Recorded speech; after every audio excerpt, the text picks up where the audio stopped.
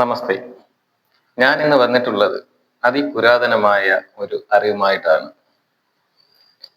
വേനൽക്കാലത്ത് അഥവാ അമിതമായ ചൂടുള്ള സമയത്ത് എങ്ങനെ നമ്മുടെ ശരീരത്തെ തണുപ്പിക്കാം?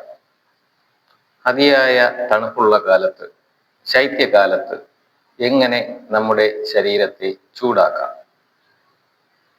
ഹിമാലയത്തിലൊക്കെ യോഗിമാർ ഇരിക്കുന്നത് കണ്ടിട്ടില്ലേ? അവർ അവരുടെ ഉള്ളിലെ താപം വർദ്ധിപ്പിച്ചിട്ടാണ് അവർ അങ്ങനെ ഇരിക്കുന്നത്. ധാരാളം മാർഗങ്ങളുണ്ട്. എന്നാൽ വളരെ എളുപ്പമുള്ളതായ ഒരു വിദ്യ ഞാൻ ഇന്ന് പറഞ്ഞു തരാം. അതിന് നാം ഉപയോഗിക്കേണ്ടത് നമ്മുടെ കൈകളിലെ ഏതെങ്കിലും രണ്ട് വിരലുകൾ മാത്രമാണ്.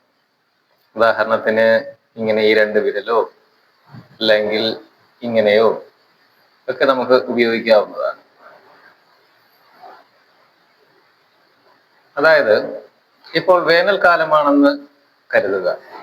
അപ്പോൾ നമുക്ക് വേണ്ടത് നമ്മുടെ ശരീരത്തെ തണുപ്പിക്കുകയാണ്. അതിനായി നാം പെരുവിരൽ എടുത്ത് നമ്മുടെ വലത് മൂക്ക് അടച്ചു പിടിക്കുക. അതിനുശേഷം ഇടത് മൂക്കിലൂടെ ശ്വാസം ഉള്ളിലേക്ക് എടുക്കുക. അതിനുശേഷം വലത് മൂക്കിലൂടെ പുറത്തേക്ക് വിടുക. വീണ്ടും വലത് മൂക്ക് അടച്ചു പിടിച്ച് ഇടത് മൂക്കിലൂടെ ശ്വാസം എടുക്കുക. ഇടത് മൂക്ക് അടച്ചിട്ട് വലത് മൂക്കിലൂടെ പുറത്തേക്ക് വിടുക. ഇങ്ങനെ ഇടത് മൂക്കിലൂടെ മാത്രം ശ്വസിച്ചുകൊണ്ടേയിരിക്കുക. ഇടത് മൂക്കിലൂടെ മാത്രം ശ്വസിച്ചുകൊണ്ടേയിരിക്കുക. വലത് മൂക്കിലൂടെ മാത്രം ശ്വാസം പുറത്തേക്ക് വിട്ടുകൊണ്ടേയിരിക്കുക. ഇങ്ങനെ ചെയ്താൽ വേനൽക്കാലത്തിൽ നിങ്ങളുടെ ശരീരം നല്ല രീതിയിൽ തണുക്കുന്നതാണ്. ഇതിനിടയിൽ മറ്റൊരു കാര്യം നിങ്ങൾ ശ്രദ്ധിക്കുവാനുള്ളത്, ഭക്ഷണം കഴിക്കുമ്പോൾ ഇത്തരത്തിൽ ചെയ്യുവാൻ പാടില്ല. നിങ്ങൾ വിശ്രമിക്കുമ്പോഴോ എഴുത്ത് ഇങ്ങനെ എന്തെങ്കിലുമൊക്കെ ജോലികൾ ചെയ്യുന്ന സമയത്ത്, സമാധാനമായി ചെയ്യുന്ന എന്തെങ്കിലും ജോലികൾ ചെയ്യേണ്ട സമയത്ത് മാത്രം ഇത്തരത്തിൽ ചെയ്യുക.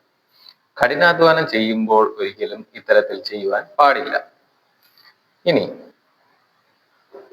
തണുപ്പ് കാലത്ത് നമ്മുടെ ശരീരത്തെ എങ്ങനെ ചൂടാക്കാം? നാം ഇപ്പോൾ ചെയ്ത അതേ കാര്യം തിരിച്ചു ചെയ്താൽ മതിയാവും. അതായത് ഇടത് മൂക്ക് അടച്ചു പിടിക്കുക. അതിനുശേഷം വലത് മൂക്കിലൂടെ ശ്വാസം എടുക്കുക. വലത് മൂക്ക് അടയ്ക്കുക. ഇടത് മൂക്കിലൂടെ പുറത്തേക്ക് വിടുക. വീണ്ടും ഇടത് അടയ്ക്കുക.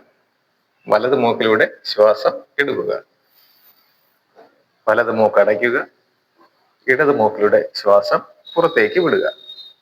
ഇങ്ങനെ ചെയ്തുകൊണ്ടേയിരിക്കുക. അപ്പോൾ നമ്മുടെ ശരീരം വളരെയധികം ചൂടാകുന്നതാണ്. ഇത് വളരെ വേഗത്തിൽ സംഭവിക്കുന്നതിന് നിങ്ങളുടെ നാഡികളെല്ലാം വളരെ ശുദ്ധമായിരിക്കേണ്ടതും അത്യാവശ്യമാണ്. അപ്പോൾ അതിനുവേണ്ടി പ്രാണായാമങ്ങളും മറ്റു കാര്യങ്ങളും ഉണ്ട്. ഇനി അല്ല, ഒരു സാധാരണ ആൾക്കാർക്ക് വേണമെങ്കിലും ഇത്തരത്തിൽ ചെയ്യാവുന്നതാണ്. അതിന് മൂക്കടപ്പ്, ശ്വാസം മുട്ട് ഇങ്ങനെയുള്ള കാര്യങ്ങൾ ഇല്ലാതായിരിക്കണം. അത്രയേ വേണ്ടൂ. അപ്പോൾ മറ്റൊരു അതിപുരാതനമായ അറിവുമായി വീണ്ടും കാണാം. നന്ദി, നമസ്കാരം.